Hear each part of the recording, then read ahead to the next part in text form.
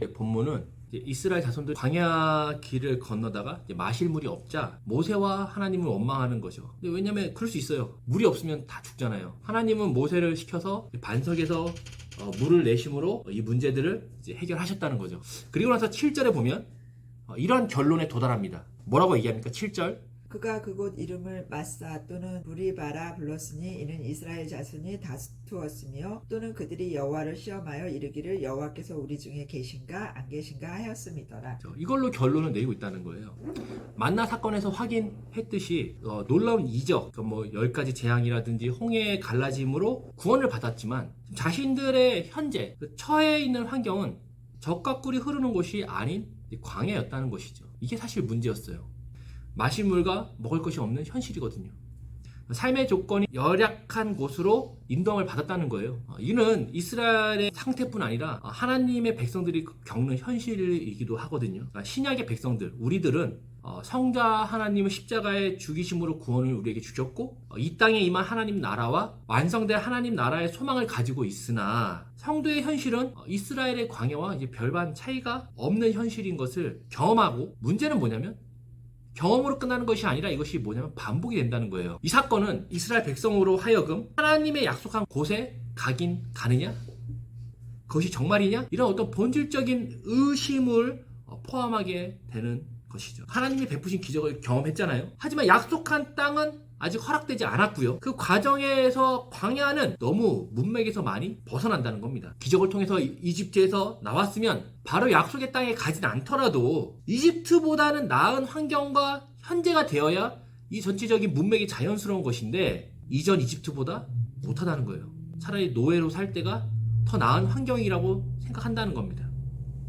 이게 문제죠. 하나님이 무식하고 지혜로워 보이지 못한 거죠. 이런 하나님, 이것은 모든 신자들이 경험하는 것으로 구원을 얻어서 나아진 것이 뭐냐라는 것이죠. 예수를 믿고 구원을 받아서 우리의 환경과 삶이 좀 더 나아졌느냐? 우리의 현실입니다. 사실 이 출애굽기를 읽을 때에 그 핵심은 무엇일까요? 출애굽기라고 할 때 우리가 제목이 출애굽이기 때문에 이집트에서 나오는 것을 생각하지만 실제로 이집트에서 나오는 것은 그렇게 많은 분량을 차지하지 않아요. 이미 구원을 얻었으나 약속의 성취를 받지 못한 백성들이 광야에서 어떤 생각을 하고 어떤 행동을 하며 하나님은 왜 이들을 광야로 인도하셨는가를 보는 게 사실 이 출애굽기의 핵심입니다. 이미 받은 구원과 허락하신 하나님의 약속은 있지만 뭔가 일치해 보이지 않는 현실을 경험하게 된다는 거죠. 어떻게? 반복적으로 말이죠. 너무 충격입니다. 예수를 믿으면 다 될 줄 알았는데 안 되는 거예요. 현실이 그렇다는 겁니다. 물론 틈틈이 꽤 괜찮은 순간들도 있고 뭔가 하나님의 도움을 맛보는 것도 있지만 그것이 영원하지 않다는 것이죠. 그래서 이스라엘 백성이 어떻게 했나요? 하나님을 시험하는 거예요. 하나님이 아직도 홍해를 가르신 그 하나님으로서 우리 중에 계시는가? 이것을 확인하고 싶은 겁니다. 이게 무리바 사건이에요. 하나님의 인도와 간섭을 어떻게 확인하고 믿을 수 있을까요? 하나님이 우리 가운데 일하신다, 간섭하신다, 이것을 우리가 어떻게 확인하고 믿을 수 있냐는 거죠. 어떤 분들이 이렇게 얘기합니다. 보여줘라. 하늘에 하나님이 날아다니시고 모든 이들에게 직접 말하는 것을 얘기해라. 그럼 우리가 그분의 존재와 그분의 행하심을 믿겠다. 이렇게 말하는 분도 있고, 어떤 분이 이렇게 얘기합니다. 초월적으로다가 하늘에서 보석이 쏟아지든지 돈다발이 떨어진다든지 정말 말도 안 되는 병이 낫는다든지를 통해서 보여라. 그 초월적인 분으로 보여라. 그럼 우리가 믿겠다라고 말합니다. 그러니까 초월적이고 상식적이지 않은 경험을 통해서 하나님의 인도와 존재를 증명하라는 겁니다. 물론 하나님은 초월적으로 일을 하시죠. 하지만 이것을 우리 계속 한번 봤음에도 불구하고 계속 보여달라는 겁니다. 초월적으로. 하나님은 이스라엘에게 초월적인 부분으로서 그들을 구원하셨죠. 하지만 일반적이며 자연적인 부분으로 그들을 인도하시고 간섭하시고 함께 하시고 계시는 것을 사실 만나와 메추라기 사건을 통해서 이미 가르치셨어요. 만나와 메추라기 사건은 사실 기적의 양식이지만 그것들은 이미 자연 속에 있던 것이었다고 얘기를 했었죠. 저번에 말한 것처럼 만나는 형성되는 과정이 설명돼 있어요. 갑자기 팡 생기는 게 아니고 뭔가 스물스물 생기는 거거든요. 이미 자연 속에 있던 것들을 대량으로 하나님이 주신 것이죠. 메추라기 역시 이미 팔레스타인에서 북쪽으로 이동하는 새인데 하나님이 바람을 불어서 이스라엘 진영에 걔네들이 내려앉게 한 거죠. 그러니까 하나님은 초월의 영역뿐 아니라 일반적이고 자연적인 부분으로서 통치하시고 함께 하시는 것을 만나 사건을 통해서 그들에게 이미 가르쳐 주셨음에도 불구하고 이스라엘 백성들은 계속 얘기하는 겁니다. 초월적으로다가 뭘 해달라는 거죠. 그러나 마실 물이 없는 어려움에 접하게 되자 다시 하나님의 인도와 임재를 의심하게 되는 거예요. 왜? 뭔가 초월적으로 보이지 않기 때문이죠. 이런 만나와 메추라기 말고 좀 더 기적적인 거 보여달라는 겁니다. 우리도 이와 같이 하나님께 무리바 시험을 하는 거예요. 우리도 그런 시험을 매일 하는 겁니다. 자기 아들을 죽기까지 사랑하셔서 정말 말도 안 되는, 정말 이해할 수 없는 행위와 기적을 통해서 우리를 구원하셨는데 우리의 현실이 어려움에서 벗어나는 것이 아니라 이전보다 더 어려움에 거할 때가 있다는 거예요. 나는 하나님의 도움으로 코로나에 걸리지 않는다. 코로나에 걸릴 수 있다는 거죠. 나는 사업이 잘 안 될 수도 있어요. 우리가 비즈니스를 시작할 때 담임 목사님 불러서 축복기도 받고 사업에 번창하고 뭐 시작은 미약하나 내 나중에 창대하리라 이런 거 막 갖다 붙였는데 안 되는 경우도 있단 말이죠. 그럼 말씀이 잘못됐나? 다른 말씀을 붙였어야 되나? 이런 생각도 할 수 있죠. 자기 아들이, 자기 자녀들이 명문대 못 갈 수도 있어요. 투자를 실패하여 경제적 손해도 경험할 수 있다는 겁니다. 또 우리는 이때에 의심을 하는 겁니다. 환경이 더 안 좋아졌기 때문에. 우리도 하나님이 함께 하신가 도우심을 이때 시험하는 거죠. 하나님이 이것을 해결해 주셔야 한다는 거죠. 이런 강구와 도움은 사실 마땅한 거죠. 아버지와 자녀들 사이에 이런 강구와 도움의 요청은 당연한 거죠. 하지만 여기에 뭐가 따라오냐면 이겁니다. 해결해 주지 않으시면 하나님이 없는 것으로 알겠습니다. 계속하여 하나님을 믿을 수 있을지 잘 모르겠습니다. 하나님이 계시는지 안 계시는지, 함께 하시는지 아니하시는지, 환경이 계속 이러면 저는 인정할 수 없습니다. 이 놀라운 이적으로 구원을 받았지만, 이미 초월적인 경험을 통해서 그들이 구원을 받았지만 당장의 현실 앞에서 하나님의 가치와 인도와 지혜를 어떻게 하면 시험하는 겁니다. 안 계신 것 같다라고. 이게 무리바 사건의 핵심입니다. 여전히 취업도 안 되고 자리도 못 잡고 또 관계의 문제를 해결해 주지 않는 하나님이 의심스럽고 그 인도와 일하심의 의문을 가지는 거죠. 결국에 그 끝에는 뭐가 하냐면 하나님이 없다에 도달하게 되는 겁니다. 안티 크리스찬 카페가 있어요. 거의 안티 크리스찬이 된 이유는 크게 두 가지입니다. 첫째, 교회 다니는 사람한테 상처받았어요. 내가 다시는 예수 믿는 놈들 상종하나 보다. 이렇게 해서 안티가 되고, 둘째는 뭐냐면 하나님이 도와주지 않았다는 거예요. 하나님이 도와주지 않았다 고로보다 하나님이 없다가 되는 겁니다. 이것이 성도들이 반복하여 가지는 무리바 사건이며, 그를 통해 하나님을 우리가 계속하여 시험하는 겁니다. 아니, 물을 구할 수 있죠. 물 달라고 할 수 있어요. 그러면 되는데 오늘 7절에 말한 건 뭐냐면 그들이 물을 달라고 요구한 게 아니라 하나님이 계시는가 안 계시는가를 시험했다는 겁니다. 우리는 이 문제에서 광야라는 과정을 하나님이 준비하셨다는 것을 놓치면 안 되는 거예요. 구원을 받고 뭔가 이 문맥에 맞지 않는 광야 같은 이 현실을 누가 준비했냐면 하나님이 준비했다는 것을 우리가 잊지 않아야 됩니다. 하나님이 기적으로 구원하여 우리를 믿게 하신 약속의 땅, 영원한 나라를 약속하신 후 하나님이 준비하신 것이 광야이고, 이 광야는 하나님이 준비하셨고 간섭하사 함께 하시는 길이라는 것을 우리가 놓쳐서는 안 된다는 것이지만, 우리가 왜 그걸 계속 놓치냐면 현실이 이전보다 더 못하니까, 애굽보다 못하니까 우리도 그렇다는 겁니다. 우리 안에 갈등과 불신앙은 우리에게 주어진 구원과 그 약속 사이가 이렇게 벗어난 것 같은 현실 때문에 하나님이 나에게 관심이 있으신가? 나를 인도하고 계시는 것인가? 없는 것은 아닌가? 나의 현실이 하나님이 함께 하시는 현실인가? 신앙의 회의감으로 우리가 신앙이 포기되어지고 부정하게 되는 일들이 생긴다는 것이죠. 하나님이 이런 식으로 정말 문맥 없이 하나님의 구원과 약속 사이에 광야를 집어넣으신 이유에 대하여 시편 119편 105절은 이렇게 말하고 있거든요.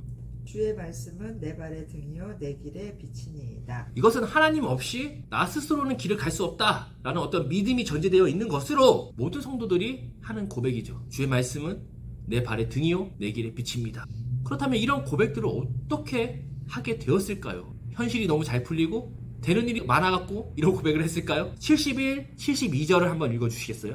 고난당한 것이 내게 유익이라. 이로 말미암아 내가 주의 율례들을 배우게 되었나이다. 주의 입의 법이 내게는 천천 금은보다 좋으니이다. 주의 고난을 통해서 주의 말씀을 배우게 되었어요. 그리고 주의 말씀이 내 발의 등이요 내 길의 빛이라는 것을 알게 된 겁니다. 인생의 1차 목적은 모든 고통으로부터 구원을 받는 거예요. 그러니까 굶는 것, 가난한 것, 무식한 것, 또 여러 가지 결핍으로부터 벗어나는 것이 구원을 얻었다라고 일반적으로 말한다는 거죠. 신앙적으로 말고 그냥 일반적으로 말이죠. 그래서 구원을 얻지 못하는 것이, 그러니까 어떤 결핍을 해결하지 못하는 것이 곧 우리에게 뭐냐면 고통이거든요. 테슬라의 앨런 머스크라든지 삼성의 이재용 같은 사람들은 일반적인 사람 입장에서 보면은 완전 축복받은 인생이죠. 구원받은 거죠. 축복받은 거죠. 이렇게 고통을 면하게 되므로 결국 사람들이 어떤 걸 하냐면 일반적인 구원을 받음으로 여유를 갖게 되고 또 자랑하게 되는 것을 사람들은 이제 소망하게 됩니다. 그렇게 되고 싶은 거예요. 인생 너무 험하게 살고 싶지 않아요. 여유 있게 사람들에게 자랑하면서 살고 싶은 것이죠. 하지만 우리가 살면서 알게 되는 건 뭐냐면 사람은 가진 것으로 타인의 유익을 채우지 못한다는 겁니다. 자신의 명성과 만족과 상대적인 우위를 확인하는 것으로 누군가를 도와주고 기부는 할 수 있지만 고린도전서 13장 4절 5절의 말씀처럼 우리 한번 읽어주시겠습니까? 사랑은 오래 참고 사랑은 온유하며 시기하지 아니하며 사랑은 자랑하지 아니하며 교만하지 아니하며 무례히 행하지 아니하며 자기의 유익을 구하지 아니하며 성내지 아니하며 악한 것을 생각하지 아니하며. 사랑은 이런 것인데 사람은 그렇게 하지 않는다는 겁니다. 내가 돈이 있는데, 내가 또 기부를 많이 했는데, 내가 봉사를 많이 했는데 나를 인정해주지 않으면, 존중하지 않으면 어떻게 하면 성을 내고 악한 것을 생각하더라는 것이죠. 이것을 크고 작게 표현하는 것들로 우리는 갑질을 하는 거예요. 내가 교회에서 봉사를 많이 했고 헌금을 많이 했다는 이유로 성도가 목사에게, 또 아파트 입주자가 경비원에게, 또 물건을 구입하는 손님이 직원에게 내가 지금 돈 냈다는 거예요. 기부했다는 겁니다. 그러니까 나를 존중하고 인정하고 내 권리를 주장하겠다는 것이 사실은 다 갑질의 한 형태인 것이죠. 저는 뭐 연예인이나 부자들이 기부하는 것이 뭐 불순한 의도가 있고 사랑이 아니다 이런 말하는 것이 아니라 모든 사람의 마음이 그러하다는 겁니다. 사람의 마음은 항상 누구의 편? 내 편이라는 것이죠. 나의 유익을 위하면 다른 이의 유익을 끊는 것이죠. 왜 SF 영화 보면 인공지능의 기계들이 사람들의 안전과 평화를 위해서 어떤 결정을 하나요? 사람의 평화를 위해서 사람들을 말살하는 정책을 펼치거든요. 네, 이렇게 만든 영화가 뭐 아놀드 슈왈츠제네거의 터미네이터라든지 뭐 윌 스미스의 아이 로봇 같은 영화들이 그런 거거든요. 그러니까 사람도 아는 거예요. 그 영화 사람이 만든 거거든요. 그러니까 사람도 아는 거죠. 결국 누가 문제다? 사람이 가장 큰 문제라는 겁니다. 인터넷에 보면 지구 오염이나 어떤 동물 학대 같은 그런 거 보면 기사들 보면 항상 댓글에 뭐가 달려요? 네, 뭐 지구야 사람이 미안하다. 뭐 사람이 최고의 바이러스다. 사람들 다 없어져야 된다. 사실 웃긴 내용이죠. 이런 댓글 속에는 사람이 문제고 없어져야 한다는 내용과 동시에 뭐가 있냐면 나 외에 다른 사람들이라는 마음이 포함되어 있는 겁니다. 나 외에 다른 사람들은 뭐다? 다 죽어야 된다는 것이죠. 나 하나 불편하니까 다 죽으라는 것이죠. 이런 것을 우리는 인생을 통해서 어떻게 되면 알게 되는 거죠. 인생은 나이를 먹으면 먹을수록 더 알게 되는 겁니다. 고통으로부터 구원을 받으면 좋지만 다시 고통이 찾아오면 어떻게 되냐? 원망이 되는 겁니다. 내 손톱 밑에 박힌 가시가 저 사람의 고통보다 더 커요. 신장이 망가진 부모보다 내가 신장 이식을 해야 되는 것이 더 고통스러운 것이죠. 너의 백혈병보다 내가 골수기증하는 것이 더 아픈 겁니다. 신앙이 아닌 일반적인 사람의 구원은 결국에 개인의 만족과 개인의 평안을 위해 다른 일을 해야 하는 것으로 나타나는 겁니다. 하나님은 우리를 광야로 인도하여 하시고 싶은 게 있어요. 뭐냐면 우리를 하나님의 사람으로 성장하도록 한다는 겁니다. 구원을 받았어요. 하나님의 백성이 됐어요. 끝이 아니라 우리를 하나님의 백성으로 성장하도록 하기 위해서 광야를 주신다는 것이죠. 만나 사건을 통해서 이미 알려주신 것 같이 사람이 떡으로 구원을 받는 것이 아니요 하나님으로 구원을 받는 것처럼 우리 자신에게 필요한 것은 떡보다 말씀이 우선이라는 겁니다. 또 이런 얘기들을 또 오해해갖고 그러면 사람들이 떡 없으면 굶어 죽는 거 아니냐 이렇게 생각하지 마시고 사람이 떡보다 말씀이 우선이라는 얘기를 하는 거예요. 하나님의 말씀이 우선이라는 겁니다. 하나님의 형상으로 만드신 사람은 배가 부르는 것으로 만족하는 존재가 아니에요. 하나님의 영광과 찬송으로 하나님을 드러내는 존재라는 겁니다. 사람이 배부른 것으로 만족하지 못한다는 겁니다. 하나님의 영광이며 찬송으로 하나님을 드러내는 존재가 곧 누구다? 사람이라는 겁니다. 우리가 만나와 매출하기로 배불리 먹어도 만족이 없구나. 또 이러면 또 싫고 저러면 또 싫고 뭐 해도 만족이 없구나. 물을 펑펑 마셔도 만족이 없구나. 신발이 닳지 않아도 옷이 해지지 않아도 만족이 없구나. 를 알려주는 게 광야입니다. 뭡니까? 사람이 떡으로 사는 게 아니라 하나님의 말씀으로 사는 존재야. 하나님의 영광이요 찬송이요 하나님의 어떠하심을 드러내는 존재가 사람이야. 그래서 하나님의 구원이 그 완성으로 가는 과정 속에 우리가 볼 때는 그 길이 틀린 것 같지만 그 길이 참된 길이라는 것이죠. 기적으로 구원하신 하나님이 현재에도 그 하나님으로 우리와 함께 하고 계시다는 겁니다. 우리에게 주어진 결핍과 어려운 환경 속에서 뭐 해라? 하나님의 말씀에 순종하라는 겁니다. 우리가 생각하는 신앙의 헌신은 항상 뭐가 있냐면 조건이 있어요. 하나님이 채워주면 그 보답으로 이렇게 하겠다는 겁니다. 하나님이 건강을 주시면 메가로또를 주시면 이렇게 하겠다. 우리가 그런 생각을 왜 하냐면 우리가 하나님께 쓸모 있으면 좋겠다는 거예요. 좀 더 나은 상태가 되었으면 좋겠다는 겁니다. 쓸모 있기 위해서 건강과 돈과 사회적 지위를 가져야 된다고 생각하지만 하나님은 우리에게 뭐라 얘기하시냐면 하나님의 자녀가 되라고 하시는 겁니다. 하나님, 내가 잘 되면 하나님도 좋고 나도 좋은 거 아닙니까? 사람들이 얼마나 하나님을 칭찬하겠습니까? 하나님의 목적과 관심은 나를 통해서 세상을 바꾸는 게 아니에요. 나를 목적으로 삼고 나에게 관심을 두시는 것이죠. 너를 내가 잘 키워왔고 너를 통해서 내가 어떻게 하겠다. 그렇지 않다는 겁니다. 그렇게 하나님의 자녀가 되면 어떻게 산다는 것이죠, 그러면? 마태복음 25장 40절에 그 얘기를 하고 있습니다. 마태복음 25장 40절. 임금이 대답하여 이르시되 내가 진실로 너희에게 이르노니 너희가 여기 내 형제 중에 지극히 작은 자 하나에게 한 것이 곧 내게 한 것이니라 하시고. 신앙의 싸움은 이것입니다. 시간과 공간 속에서 하루를 우리가 바치는 겁니다. 만나 사건을 통해서 보게 된 내용이죠. 연속되고 반복되는 매일의 하루를 하나님께 드렸냐 안 드렸냐의 싸움이거든요. 그 하루에 주어진 공간과 환경 속에서 내 이웃 앞에서 또 가족 앞에서 또 직장의 동료 앞에서 신자로 살았냐 신자로 살지 않았냐의 싸움을 하는 겁니다. 매일 말이죠. 주를 위해서 무엇을 받으면 준비가 되면 하나님의 자녀로 살겠습니다. 주님께 드리겠습니다는 없다는 것이죠.